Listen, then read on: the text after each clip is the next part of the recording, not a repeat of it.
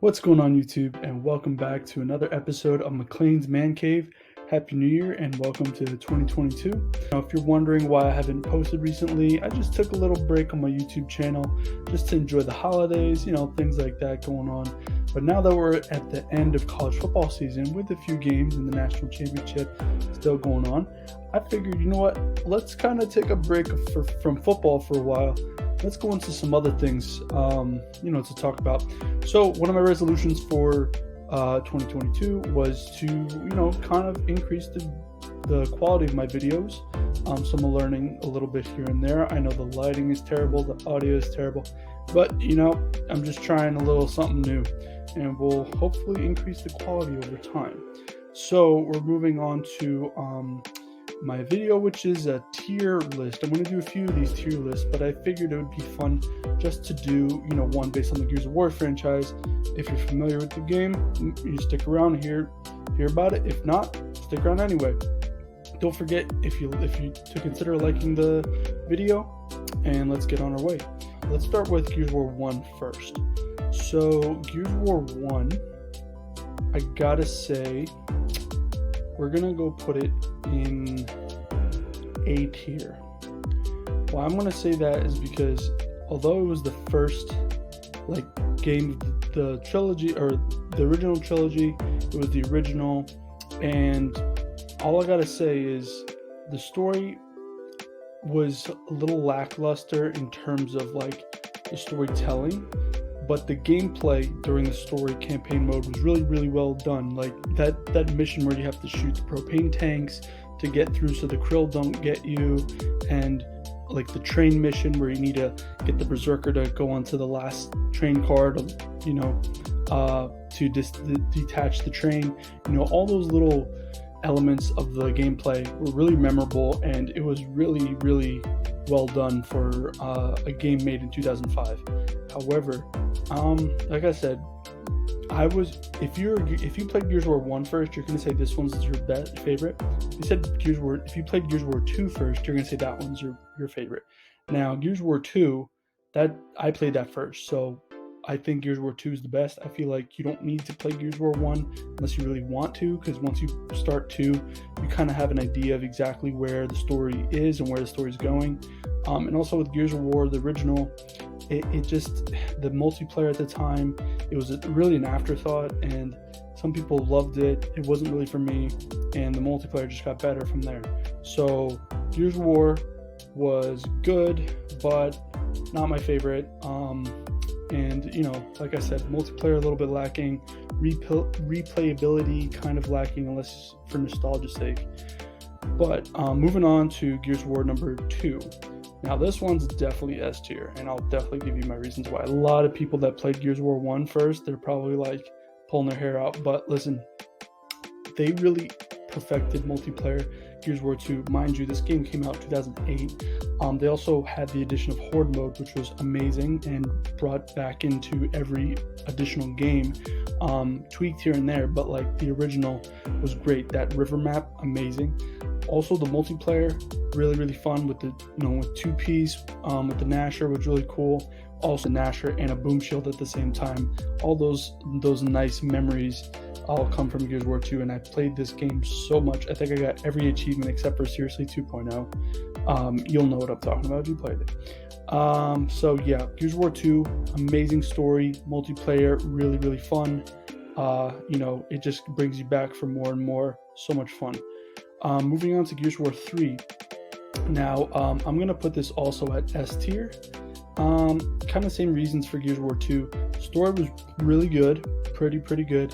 It kind of became less dark and gritty, but it was still really, really good. The ending kind of left a few loose ends, about who was Queen Mira originally and where did the Locust originally come from, but it all in all wrapped up really, really well. The maps were amazing, just like Gears of War 2, the Thrash Ball Arena map where you can shoot down the scoreboard. I mean, all those stuff is super original. I love that. And this was also incorporated Beast mode, so where Horde mode excelled, now you got Beast mode taking Gears of War 3 to a whole nother level. So Beast mode was so much fun, and they made Horde mode They made changes to horde mode. At first I kind of liked them, but kind of really liked Gears of War 2's original horde mode, and I'll get into my favorite horde mode coming up. But Gears of War 3, very memorable. I like the medal system too. You get medals, bronze, metal, silver, gold, and onyx based on different kind of things that you do. And then you can kind of display that medal next to your gamer tag. I kind of like that. It's a good way to kind of show like how much you play the game, how much you care, things like that, instead of buying like a skin, like that doesn't really show how much you invested in the game, let's say. All right, so those were basically the golden age of video games, and I'll probably have a video on that, but the golden age is really from like 2003-4 to like 2012, 2013. That's the golden age. Now I think Gears Judgement came out in 2013, I think 2012, maybe 2012, I'm not sure, but this game was a little forgettable. The story was like when we first heard that we were getting a prequel game for Gears of War, everyone was so excited, thinking that it was kind of like a Pendulum Wars game with the COG versus the UIR. I don't know if anyone read the book Asphalt Fields. A lot of people were like, is this about Marcus fighting in Asphalt Fields with Dom and Dom's brother and Anya's mom? It was like a really interesting story, and we all thought it was going to go out of the park. It was going to be great. But then they chose to have Baird's backstory. A little unnecessary if you ask me. Like I said, the story was a little bit forgettable. Multiplayer at the time was like kind of fun, but it had like too much of like a modern warfare type feel.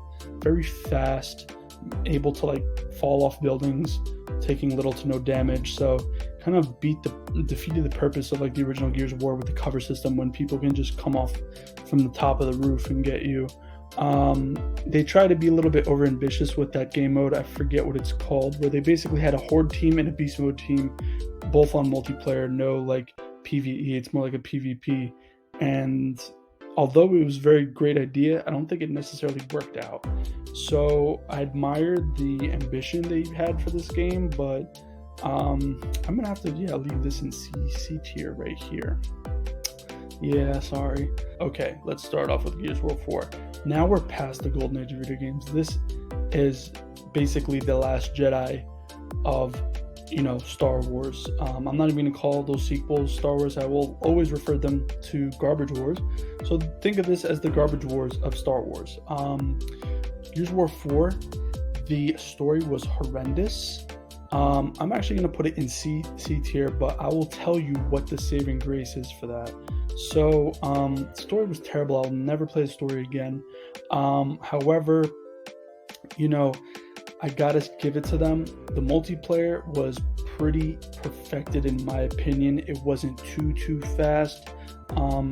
For those wall bouncers, it was a very balanced game in terms of weapon damage and everything. This is the game that I think I'm best at when playing. I just feel like everything clicks playing this game. Everything is just amazing in terms of multiplayer. I also think Horde was perfected in this one. I know Horde, but the reason why I think Horde was perfected is I really like the class-based system. At first I was a little bit like, is this really gonna be like any other game? But it really worked. I think like the whole point of Horde is it's team-based, and having a class-based system really forces cooperation. So even if you're playing with random people, they kind of need to stick to the game plan. And I really liked it. It was frustrating playing with random people in this game because they would back out or whatever. But I really loved the class-based system, especially with playing with friends. It really showed, and with those loot boxes, it really showed how you can get better skill cards and eventually do better on higher difficulties. And a lot of people didn't like the microtransactions. I'm not a personal fan of microtransactions, but I did like the fact that all the time and effort you're spending in the game, you're getting back in some sort of in-game currency that can be used for these packs and things. So you don't need to spend actual dollars. So I'm going to leave this at C tier just because The multiplayer saved it, and just like the customizability, I really like the Black Steel kind of characters. I think those are really cool to get. I will never play a story though. Moving on to Gears of War 5. I'm gonna put this in D actually. The reason why, story was like a little bit better in terms of explaining a few things that Gears of War 3 didn't, but overall the characters felt really superficial. I don't know, the open world thing, again, they try to be ambitious. It didn't necessarily work out, in my opinion. And the multiplayer is a big problem for me. I mean, I still play it, but it just, they changed the balance of, the game felt so much faster, so it gave people an advantage with wall bouncing and things like that. It just felt way too fast. The balance of weapon damage was off, and a lot of people were complaining the Lancers were too overpowered. They made changes here and there, but like when I play Gears of War 4, I feel like everything's clicking. On multiplayer, Gears of War 5, not so much of a fan. And also, they got a little bit too crazy with the Horde in general. You know, they took the Horde classes a little bit way too far. So that's why, I don't know, 5 is, because at that point everyone can do whatever they want to do. It's not really a team-based game anymore. And I don't know, it just became too colorful and too flashy. They kept talking about the 4K 60 FPS. I don't care about that. I mean, it worked for other games, but a game like Gears of War is very dark and gritty. You don't want it to be colorful and vibrant and things like that. It just doesn't fit. You know, it really doesn't. Yeah, I really got to put it at 5. It was very buggy. One thing I will say about Gears of War 5 is the tour of duty. Love the reward system. I wish if they took a little bit of the best of each game and put it all in one game, it would be amazing. Like if you took Gears of War 5 reward system, Gears of War 4 Horde, and multiplayer.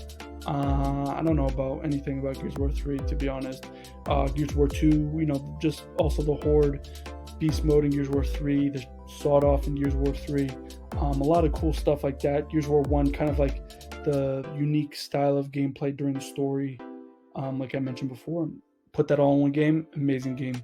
So although Gears of War is one of my favorite franchises, it's kind of fallen down as they make more. I think they're making Gears of War 6, and we'll see how that one goes. But for now, enough blathering on.